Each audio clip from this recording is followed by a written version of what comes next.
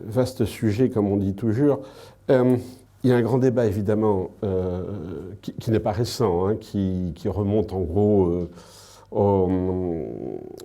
à l'affaire du voile, hein, c'est-à-dire il y a maintenant 25 ans, qui est sur ce qu'on appelle la compatibilité ou la non-compatibilité de l'islam avec, et puis maintenant on peut rajouter un petit peu ce qu'on veut, les valeurs occidentales, les valeurs de la laïcité, la démocratie, les droits de l'homme, les droits de la femme, etc., etc. Bon. Et bien entendu, les événements récents, les événements de janvier, ont remis la question sur le tapis, même si tout le monde est d'accord pour dire que le groupe des tueurs est un petit groupe et n'est pas représentatif de l'islam en général et de l'islam de France en particulier. Mais avec cette question du blasphème, se pose la question de la compatibilité entre l'islam comme religion et la laïcité telle qu'elle est définie en France, parce que tout le monde sait qu'aux États-Unis et en Angleterre, par exemple, la question du blasphème se gère différemment. Hein. Bon, on pourra y revenir là-dessus. Hein. Et cette question de l'islam et de la liberté d'expression ou de la laïcité, en fait, s'insère dans un cadre beaucoup plus large, qui est celui des religions en général et de la laïcité. Comme ça a été très justement rappelé, Charlie Hebdo, l'essentiel des procès qui ont été intentés à Charlie Hebdo ont été le fait d'organisations se réclamant du christianisme, et en particulier du catholicisme. Il y a eu un seul procès intenté par la mosquée de Paris. Et la question du blasphème s'est posée à plusieurs reprises récemment en France, indépendamment de la question de la représentation du prophète. On a eu la pièce de théâtre qui s'appelait Golgotha, on a eu l'œuvre d'art, je ne porte pas de jugement de valeur, qui s'appelle Peace Christ. On a eu la campagne publicitaire qui utilisait la scène en remplaçant les apôtres par des femmes très légèrement vêtues et beaucoup plus jeunes qu'eux. Donc on a toute une série de cas où la question des limites de la liberté d'expression par rapport aux convictions religieuses, j'emploie pas le mot blasphème parce qu'il n'existe pas dans le droit français, mais où a été portée devant les tribunaux la question de la limite de la liberté d'expression quand elle touche à des sujets religieux. Et je rappellerai que les tribunaux ont été relativement ambigus sur ces questions-là. Par exemple, sur la question de l'utilisation de la scène par une agence de publicité, la Cour d'appel a condamné l'agence de publicité, non pas pour blasphème évidemment, puisque ça n'existe pas, mais pour atteinte au sentiment des croyants. Hein. C'est-à-dire comme si la douleur du croyant devant ce que le croyant perçoit comme un blasphème justifiait dans le fond des dommages et intérêts. Hein. C'est comme si c'était considéré comme une atteinte à la personne plus qu'au bien. Mais évidemment, sur la question de l'islam, le débat est encore plus fort parce que l'opposition à ce qui est perçu comme blasphème a pris des formes plus violentes que l'opposition au blasphème, disons, antichrétien. Il y a eu de la violence, mais pas de la mort d'homme. Il y a eu une attaque de la pièce de théâtre Golgotha, il y a eu la destruction de l'œuvre Peace Christ, etc. Mais rien à voir en termes de violence avec les attentats contre Charlie Hebdo.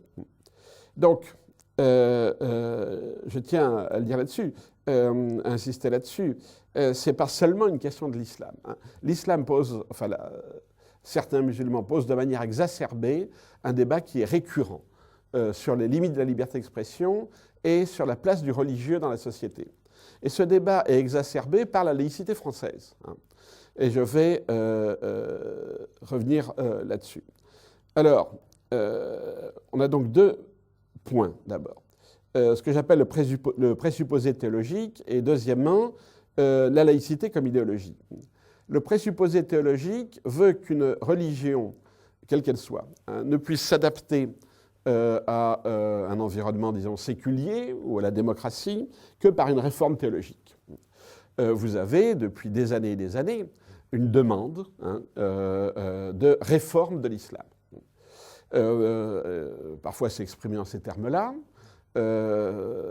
D'autres fois, c'est exprimé, disons, en termes plus soft, quand on dit promouvoir l'islam modéré, former des imams modérés, promouvoir, oui, des musulmans modérés.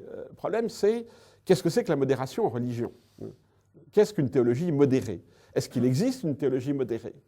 J'ai même vu des hommes politiques et des journalistes appeler de leur vœu un Luther musulman. Bon, ces gens-là n'ont jamais lu Luther. Surtout si on reproche à certains musulmans leur antisémitisme, je ne suis pas sûr que leur proposer d'avoir un Luther contribue à limiter l'antisémitisme.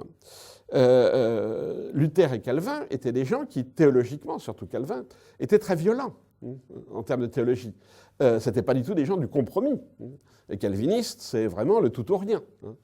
Et en même temps, on constate, bon, après quand même plusieurs siècles, que le protestantisme a été un élément extrêmement important dans l'avènement de la conception moderne de la société et de la démocratie en particulier, voire Max Weber, etc. Bon.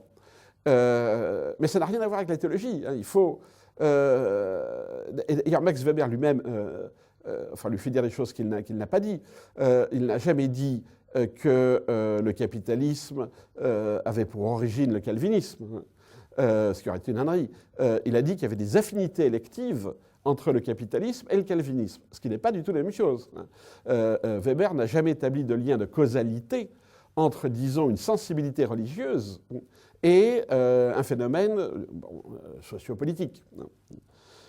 Donc il faut être très prudent quand on s'interroge sur, quand on pose la question théologique. Je vais vous donner un autre exemple. L'Église catholique a une théologie très stable. Bon, on peut dire qu'il y a des sensibilités, qu'il y a des théologiens qui sont plutôt augustiniens, d'autres qui sont plutôt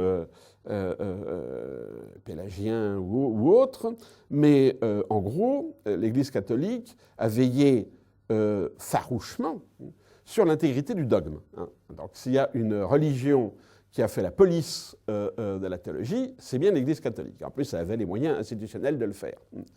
Donc si on constate que du concile de Nicée jusqu'au concile de Vatican II, il y a une constance dans la théologie, on peut également constater que durant ces 18 siècles, il y a eu une extrême diversité des positionnements, disons, des catholiques par rapport à la vie politique.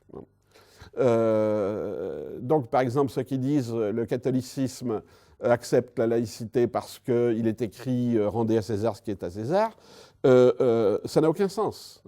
Si vous lisez le syllabus de 1864, il est explicitement écrit qu'il est anathème de demander la séparation de l'État et de l'Église. Mais une fois que l'Église catholique a accepté la séparation, et on le sait, elle l'a acceptée à contre-cœur et en reculant, et bien alors elle a puisé dans le référentiel théologique les arguments religieux pour justifier la laïcité, à savoir rendez à César, etc. Et en islam, c'est exactement pareil. Vous trouverez, il y a un grand débat sur que dit vraiment le Coran. Mais le Coran dit vraiment la même chose que la Bible dit vraiment, c'est-à-dire personne ne sait ce que dit vraiment un texte religieux, par définition. Un texte religieux, ça n'est pas un annuaire des chemins de fer. Ça se lit de manière complexe et ça s'interprète surtout. Donc un corpus théologique, il n'y aurait pas besoin d'un corpus théologique si les textes sacrés étaient clairs. Or, les textes sacrés, que ce soit dans le christianisme, le judaïsme ou l'islam, font l'objet d'une interprétation permanente. Hein. La théologie, le tafsir, ce qu'on appelle le tafsir en islam, etc. Et il n'y a pas que les historiens qui ont noté à quel point cette interprétation est évidemment conditionnée par l'air du temps. En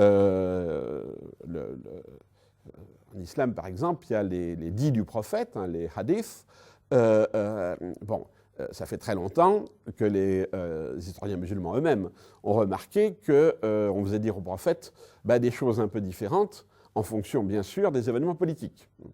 Le grand débat, d'ailleurs, chez les théologiens musulmans, c'est l'authenticité des dits du prophète, parce qu'on sait très bien que chaque fois qu'il y a quelque chose à justifier, on trouvait toujours, le souverain n'avait aucun mal à trouver un théologien qui lui trouvait, ou redécouvrait, ou inventait un dit du prophète que personne n'avait noté jusqu'ici.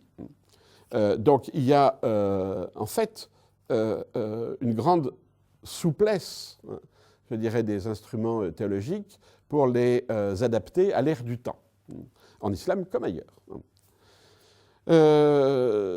Et le deuxième problème de ce que j'appelle le présupposé théologique, c'est-à-dire l'idée que le comportement concret des musulmans dépend d'une définition théologique de leur religion, le deuxième problème est que aucun croyant ne se motive par rapport à la théologie. C'est-à-dire l'idée qu'un croyant est quelqu'un qui a dans la tête un logiciel théologique, un logiciel coranique par exemple, qui déterminerait ses comportements, c'est absurde. Et là, on voit qu'il y a un problème qui est, je dirais, un problème de fond de la société d'aujourd'hui. Nos sociétés à nous sont des sociétés complètement sécularisées. C'est-à-dire qu'on n'a plus aucune expérience du religieux. Les pères fondateurs de la laïcité avaient une très bonne connaissance et une très bonne expérience du religieux. D'ailleurs, beaucoup d'entre eux sortaient des écoles de jésuites, ce qui apparemment, à l'époque, était le meilleur moyen de former des laïcs. Mais au moins, ils connaissaient. Bon, les francs-maçons du XIXe siècle connaissaient leur théologie catholique. Et ce qui explique d'ailleurs que la loi de 1905 était une loi qui fonctionne, parce qu'elle savait très bien ce à quoi elle s'appliquait.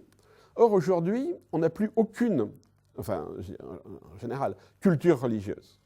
Si vous faites un petit radio-trottoir sur qu'est-ce que c'est que la Trinité, par exemple, vous aurez des réponses parfois surprenantes. Les gens ne connaissent plus leur théologie. Et c'est vrai aussi des musulmans. Pour une raison très simple, c'est qu'il n'y a pas de transmission.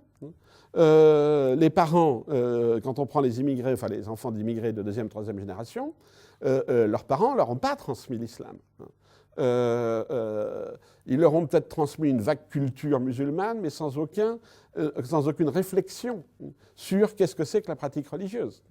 Ce qui explique que les jeunes, disons, born again, ceux qui font un retour au religieux, soit s'inventent leur propre théologie, soit vont la chercher sur Internet. Il n'y a pas... Bon, c'est un peu absurde, par exemple, d'interroger les textes des grands théologiens pour comprendre le comportement des musulmans aujourd'hui. C'est totalement absurde. C'est comme si on lisait saint Augustin ou saint Thomas pour comprendre le comportement des Français, de souche, comme on dit. Ça serait absurde. Pour comprendre la pensée du pape, oui, bien sûr, ça fait sens. Parce que le pape a, évidemment, une culture théologique.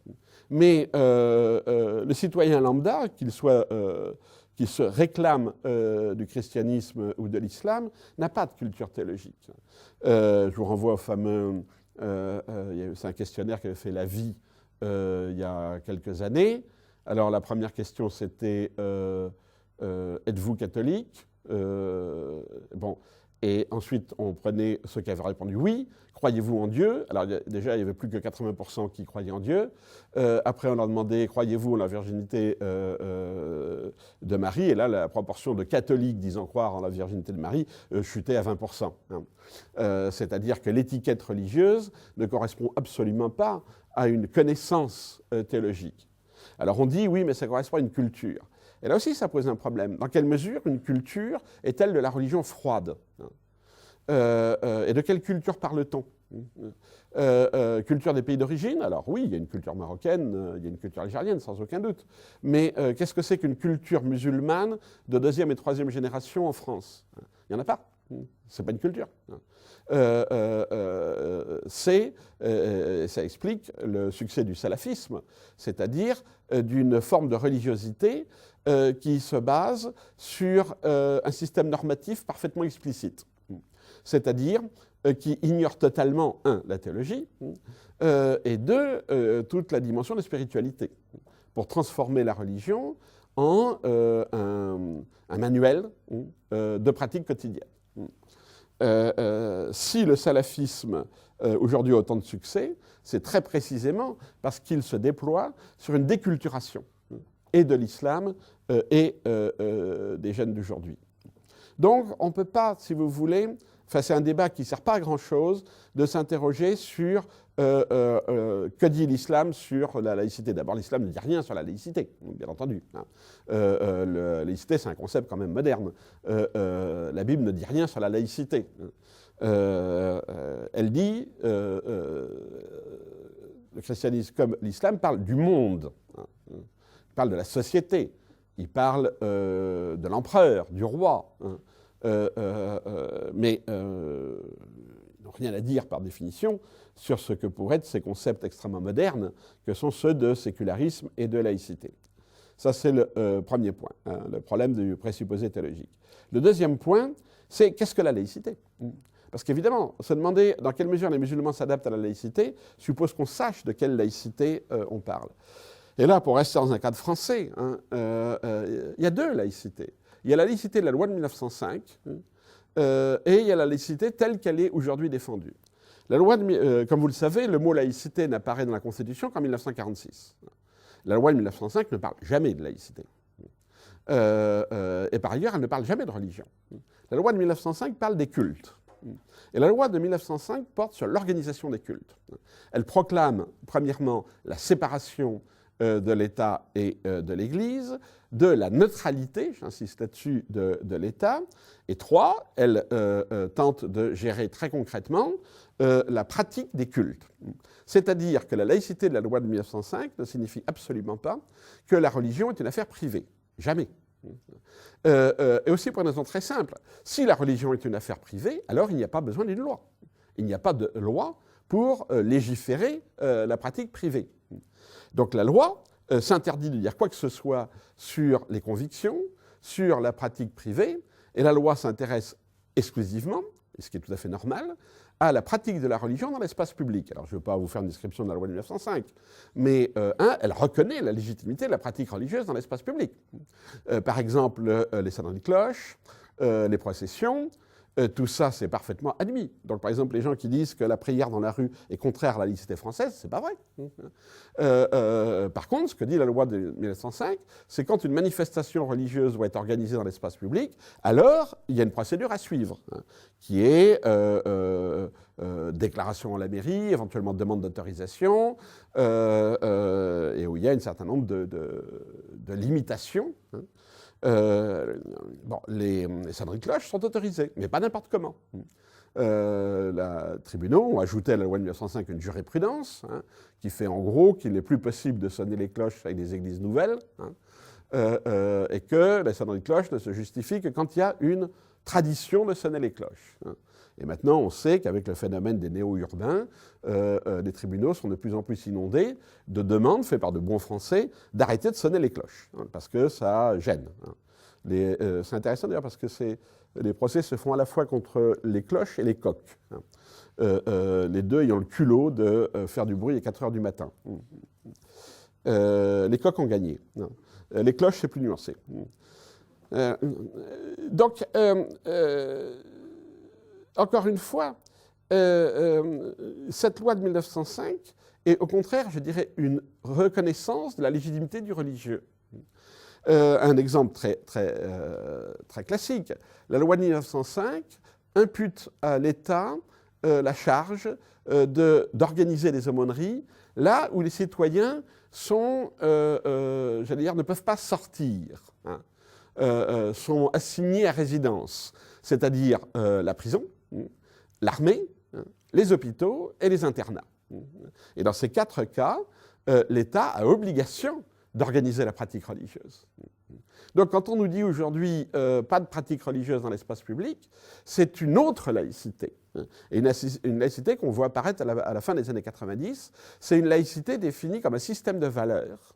Pas du tout comme une neutralité, au contraire.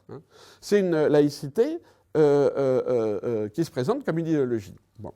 Quand M. Peillon, l'ancien ministre de l'Éducation nationale, a parlé d'enseigner la morale laïque à l'école, c'est une innovation. Jamais Jules Ferry n'a parlé de morale laïque. Au contraire. Quand Jules Ferry a instauré l'école laïque, en 1880, il a fait une déclaration qui est restée fameuse, et qui dit « L'instituteur ne dira rien que ne pourrait approuver un père de famille ». Bon, il n'y a pas de mère de famille, mais ça, c'est l'époque. Bon, c'est-à-dire que pour Jules Ferry, il était évident que la morale enseignée à l'école était la morale de tout le monde. Mais c'était facile, parce qu'effectivement, je dirais en gros jusqu'à la fin des années 50, la société, laïque ou pas, partageait en gros la même morale. Qu'est-ce que c'est qu'une famille? Qu'est-ce que c'est que l'idée que il y a une différence entre hommes et femmes, que le sexe est une donnée biologique qui détermine des comportements, le refus de l'homosexualité, la valorisation de la famille, le concept de bonne mœurs, par exemple. Le concept de bonne mœurs, et dans le code était, en tout cas, je ne sais pas s'il y existe toujours, mais il était jusque, en tout cas, les années 70, 1970, dans le code, dans le code pénal. Atteinte aux bonnes mœurs, bon. Et c'était utilisé d'ailleurs pour réprimer les homosexuels. Donc, il y avait jusque dans les années 60 un consensus sur, en gros, je dirais, l'anthropologie morale, c'est-à-dire l'idée que les bonnes mœurs sont basées sur une anthropologie, sur ce qu'est l'homme, ce qu'est la femme, ce qu'est la famille, etc. Bon. Et à partir des années 60, on a vu une dissociation croissante entre, disons, une nouvelle anthropologie, celle qui met au centre l'individu et sa liberté, et l'anthropologie traditionnelle qui met au centre un homme ou une femme naturelle, entre guillemets. Ce qui permettait à l'Église, d'ailleurs, de parler de droit naturel, de morale naturelle, pour permettre, disons, de partager un système de valeurs sans faire nécessairement référence à la foi. Ça, c'est Thomas d'Aquin. Et avec le mariage homosexuel, cette anthropologie morale commune a volé en éclats. Comme le dit le cardinal Barbarin, il a raison là-dessus.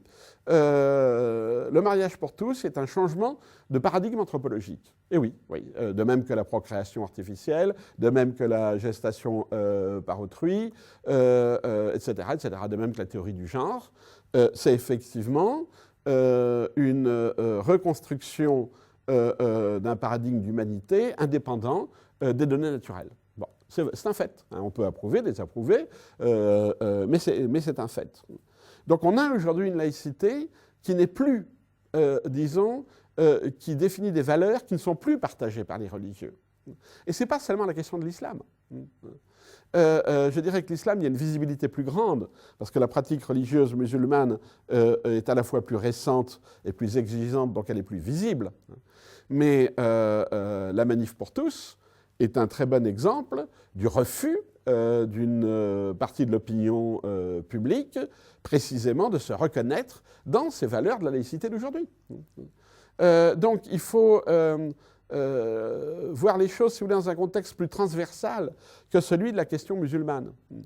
La déclaration qui a été faite il y a 3 ou 4 jours, commune, est intéressante. C'est tous disons, les grandes religions de France ont signé un texte commun contre l'euthanasie. Ce qui place d'ailleurs l'Église catholique dans une position délicate, parce que d'un côté, l'Église catholique se réclame de l'identité chrétienne de l'Europe, donc considère implicitement, voire explicitement, que l'islam est une religion étrangère, que ça peut être une religion de migrants, mais que ça ne peut pas être une religion, disons, enracinée en Europe. Et en même temps, l'Église catholique dit explicitement maintenant que les croyants ne partagent plus la morale commune des laïcs et qu'il faut donc une union des croyants pour faire pression sur le politique. Cette union des croyants qui a démarré par exemple en 2008 en Californie, quand ce sont les Mormons et l'Église catholique qui se sont alliés pour mener la campagne pour le référendum interdisant le mariage homosexuel en Californie.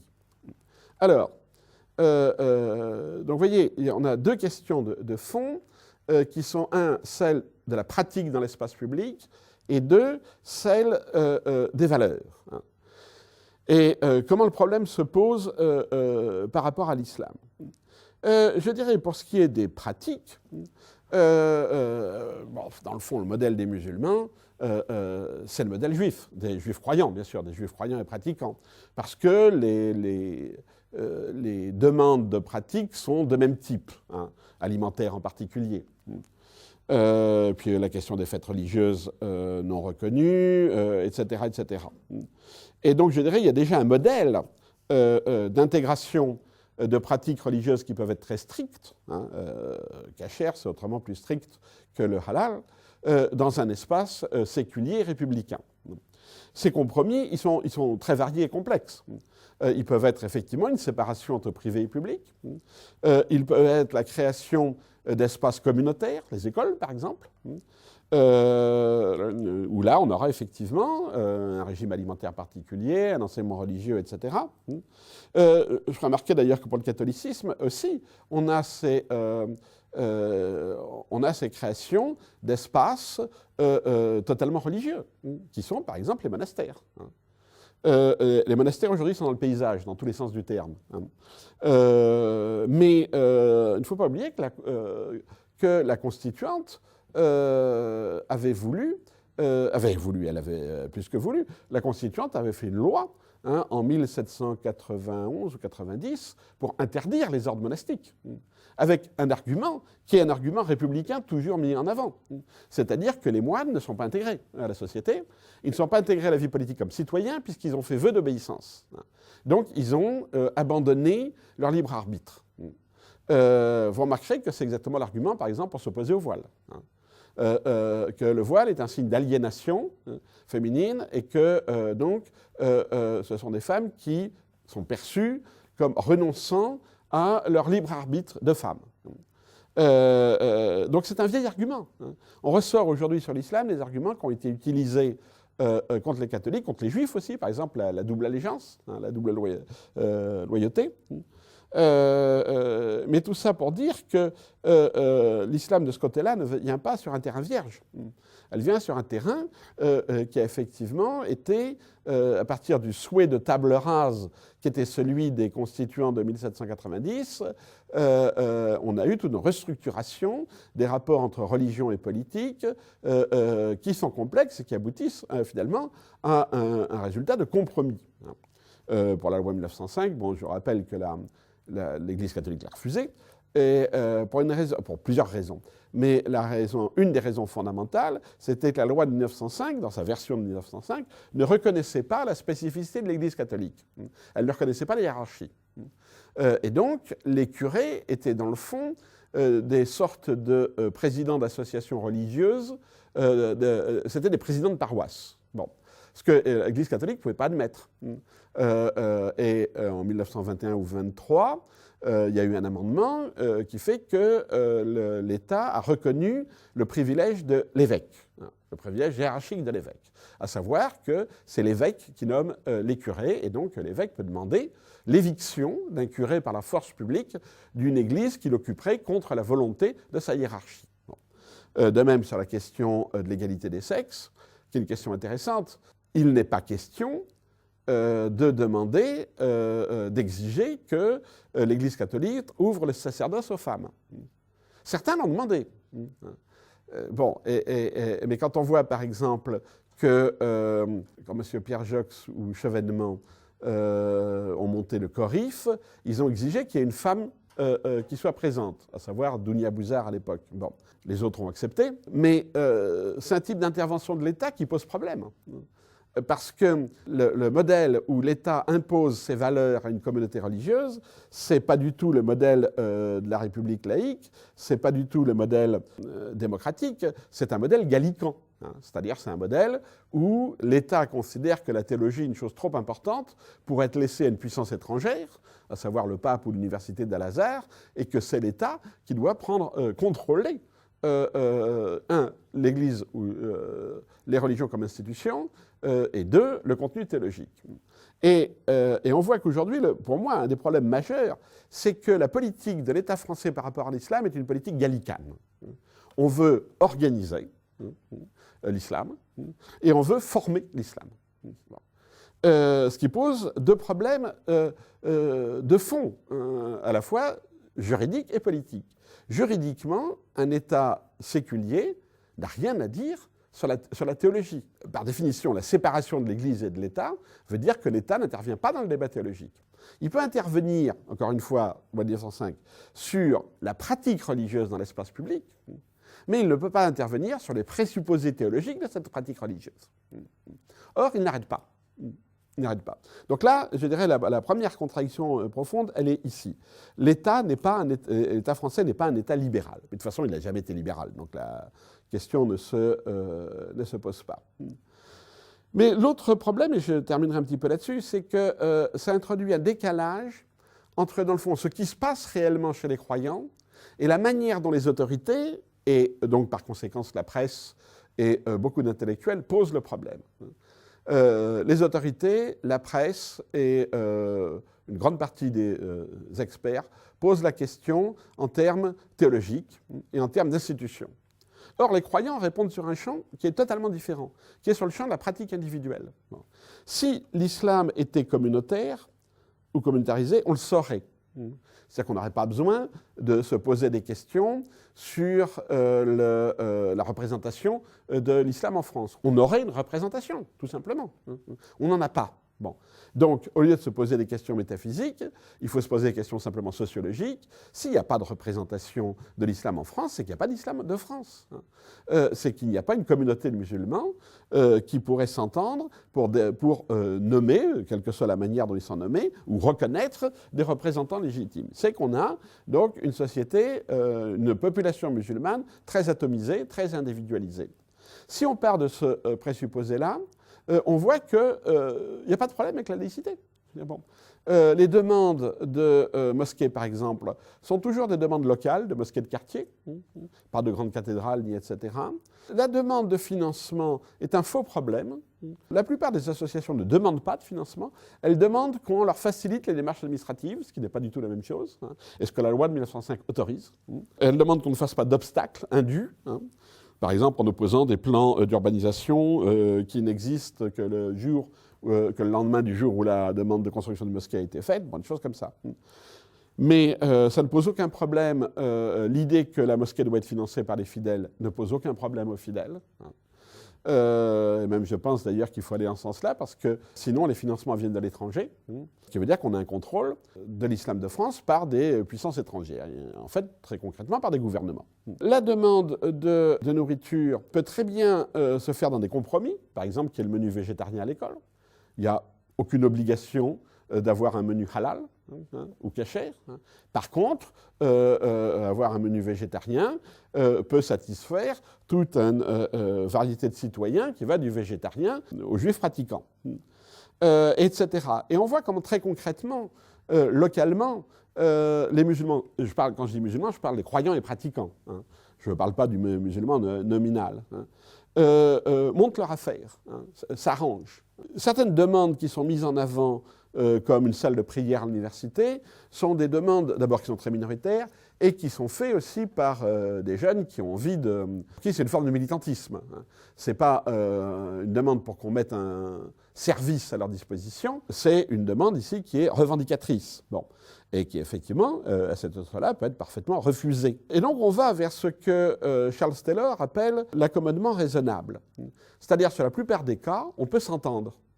Il y a des cas qui sont plus ou moins négociables, d'autres qui ne le sont pas. La burqa, bon, je pense qu'il n'y a aucun problème à interdire la burqa parce que ça n'est nulle part, sauf chez certains individus, mais ça n'est dans aucun texte religieux présenté comme une obligation, donc on peut tout simplement s'en passer. L'interdiction de voile à l'école a des justifications qui sont basées sur la minorité des enfants.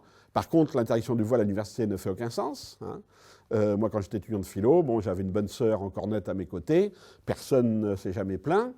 Toujours eu, bon, exemple que je donne toujours, quand l'abbé Pierre a été élu député, il est venu au Parlement soutane et les députés communistes n'ont pas fait une sortie. Tout le monde trouvait ça normal parce qu'il faisait partie du paysage. Le problème, c'est que la religion ne fait plus partie du paysage. C'est-à-dire que le religieux aujourd'hui choque en tant que religieux, et pas seulement en tant qu'islam.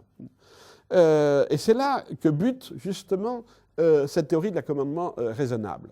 L'accommodement raisonnable, je vous donne un exemple bon, très, très classique. La communauté Lubavitch de Montréal, donc, qui est concentrée sur un quartier, avait demandé au conseil de quartier, au conseil municipal de quartier, le droit de disposer de ce qu'on appelle un hérouve, c'est-à-dire un petit fil blanc, situé à 3 mètres de hauteur, qui fasse le tour du pâté de maison pour transformer symboliquement le quartier en espace privé pendant le Shabbat. Et l'argument était, qui est l'argument type du ce qu'on appelle l'accommodement raisonnable. L'argument était, voilà, ce petit fil, pour nous religieux, c'est fondamental. Pour vous qui êtes séculiers, ça n'a aucune importance. Vous en fichez. Bon. Vous ne le voyez même pas. Hein. Ça ne change rien à votre vie, etc. Donc, pour nous, c'est très important. Pour vous, c'est sans importance. Accommodement raisonnable. Laissez-nous installer le fil. Le conseil municipal a refusé. Ils ont perdu en appel, mais ils ont refusé. La même chose pour la viande halal dans les restaurants quick en France. Hein. Un beau jour, on découvre que 30% ou 40% des restaurants quick servent exclusivement de la viande halal. Scandale. Bon. Et là, l'argument, c'est de dire, mais attendez, bon, soit c'est un argument culinaire, et entre nous, la viande de quick, que ce soit halal ou pas,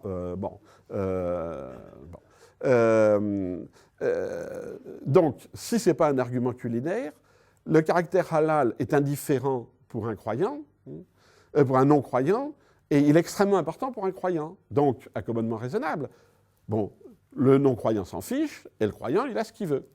Or, pas du tout, comme vous le savez, ça a fait un scandale. Quick n'a pas cédé parce qu'ils ont fait leurs calculs sur le plan du tiroir-caisse et ils se sont aperçus qu'ils étaient gagnants. Donc, ils ont continué. Et ici, on a une chose qui est intéressante, c'est qu'on voit qu'en fait, pourquoi l'accommodement raisonnable ne fonctionne pas? Parce que le non-croyant est fasciné par la religion. Parce que le non-croyant considère effectivement que la religion, c'est quelque chose de spécial et de problématique. Il y a, je dirais, une peur du religieux, ce qui va totalement à l'encontre de cette volonté de banaliser le religieux. Donc, en gros, si vous voulez, si on veut aujourd'hui, la laïcité à la française veut confiner le religieux au privé, c'est parce que, dans le fond, ce religieux en liberté fait peur. Et c'est tout à fait caractéristique. Ce qui fait qu'en fait, je veux dire, la question du blasphème ressurgit parce qu'on est dans des sociétés où le religieux est complètement déculturé. Des deux côtés. Hein. C'est-à-dire que pour le non-croyant, le religieux est quelque chose qu'il faut dompter, hein, et qui peut être dompté par le rire, par exemple, par la caricature, hein, qui remettent le religieux à sa place, hein, le casser comme religieux. Dans les sociétés où le religieux est beaucoup plus partagé, comme les États-Unis, Charlie Hebdo est impensable. C'est pas que les Américains ont peur, c'est que pour eux, ils ne voient pas l'intérêt de faire des caricatures. C'est très clair, le New York Times s'en est très très bien expliqué, en disant, ben non, nous, on ne voit pas pourquoi ça serait important de publier ces caricatures. Ça choque des gens et ça n'apporte rien. Et puis elles ne sont pas drôles. Bon. Parce que dans la société américaine, le religieux fait beaucoup plus partie du paysage.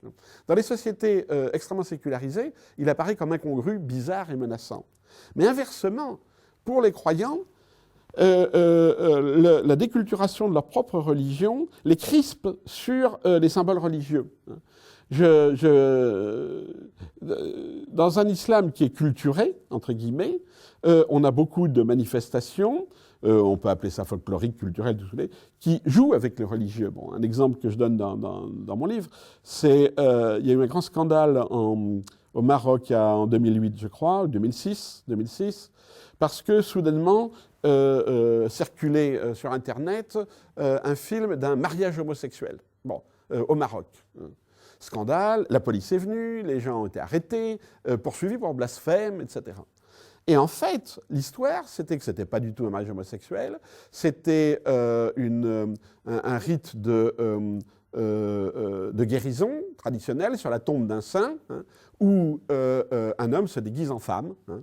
Bon, les raisons profondes de ce rite, je n'ai pas été regardé, mais enfin, c'était très traditionnel, et les gens du coin disaient, mais enfin, on a fait ça depuis des siècles et des siècles. Hein. C'est un rite de guérison, hein, pour obtenir du saint la guérison de quelqu'un qui a des problèmes, psychologiques en l'occurrence. Bon. Donc, si vous voulez, c'est très intégré, ce rite est très intégré dans le culturel. Mais, une fois isolé de son contexte, passé sur Internet, et écouté par des gens, des Marocains musulmans, mais qui ne connaissent plus la religion traditionnelle, qui sont urbanisés, influencés par le salafisme, etc., ça apparaît comme un blasphème.